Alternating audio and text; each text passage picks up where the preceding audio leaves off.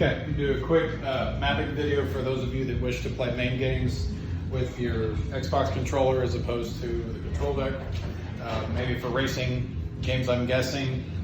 If you don't have a racing wheel, most games like Cruising World, I have mapped my racing wheel over there, but if you don't want to use a control panel, don't have a racing wheel, you want to use a controller, this is what you do. First, you make sure it's on, make sure it's synced.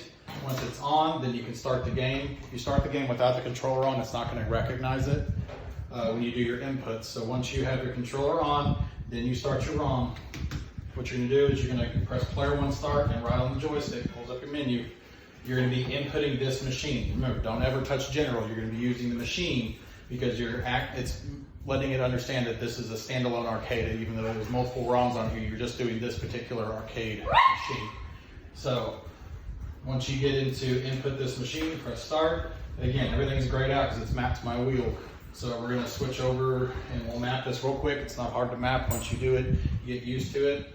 I'll remap everything when I'm done. I'm just doing this for educational purposes. So for the radio, or to clear it, you're going to press player one start once you highlight what you want.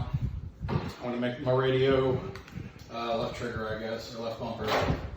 My views, I'm going to make as the D-pad. So I'm going to go view one is this way. It says D-pad left, joy 2, because joy 1 is my wheel.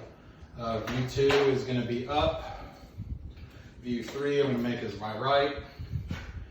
So gear shifts, I'm not going to mess with that unless you're just really into, shifting and stuff. My wheel one that I got from UHA didn't come with a stick shift or anything. Had it done that, I would have mapped it. You could map it to the buttons here, which is what I would do. I would just do a standard H. So, when you're in the arcade, it was always 1, 2, 3, 4. So I would have first gear is X, second gear is A, third Y, 4B. So you can map that if you want to. I'm not going to map it right now just for be quick. Analog is going to be your wheel. So you're going to want your joystick being your wheel. So you're going to clear that out and then just flick the joystick left or right. Now it moves it to joystick 2, which is what you want. Increase and decrease. Increase is to the right, decrease is to the left. So you would just go left or right on it. That's how my wheel is. Now here's where it gets interesting. So your pedal one's going to be your gas, right? So I'm going to have the bumper here as my gas. I'm cleared out. You got to press it once. It registers it, but you need to have it showing a minus because you're pushing down the button. That's a negative direction. So you'll put right trigger in first, clear it out a second time, press it a second time. It's a plus, but you need negative. So you're going to press player one start, clear it out again, press it a third time. There's your negative. That's what you want as a negative. The increase and decrease, you're just pushing down a button. You're not gradually putting it down or whatever, so you don't need to have anything there. To get none, you would just highlight it, player one, and then you just hit player one and player two start together, and it would be a none. And then you're going to go to paddle 2, which is going to be your brake. So I'm going to use the left trigger on this. So I'm going to clear it out from my brake pedal, press it once to acknowledge it, clear it out, second time, plus, again, you need your minus. Third time's a charm, there's your minus for there. Again, increase, decrease, don't need to have anything. Player one starts, you're using everything from the controller. I'm gonna make it just the start button here. So that's the start. My coin button that you're feeding coins into, I'm gonna have a select, which it says back, but again, it's just the buttons is all that matter. And that's it. So you'll go down here to return to previous menu, player one start, return to machine start.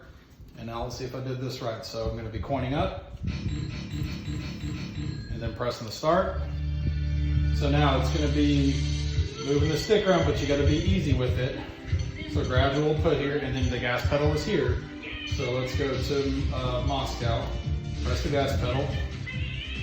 View buttons are here, my D-pad, so that's changing the cars. So let's go with the truck. Gas pedal. Shows up. I'm going to go to the wide out view, middle, inside the cab, and then right trigger as you're going, gas, for your wheelies, and then I'm using the joystick here, so here's your Cruising World on Mame on the Xbox One joystick.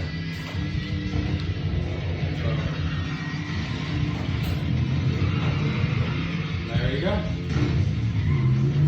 So I'm going to go ahead and hit down and start the pause. If you have any questions, let me know. It should work this way for whether it's racing game or any other kind of game. If you want to get 4-player action, you only got a 2-player Megacade and stuff. The self versions, you have your player 1 and player 2 is mapped. You can map your player 3, player 4 onto Xbox One controllers. Just make sure you have them mapped. I have mine saying like player 1 or player 2 or 3 or 4, and that way you can play 4-player games, your Turtle games, NBA Jams, NHLs, Sunset Riders, stuff like that. So hopefully this helps you out, and we'll go from there. Wales is out.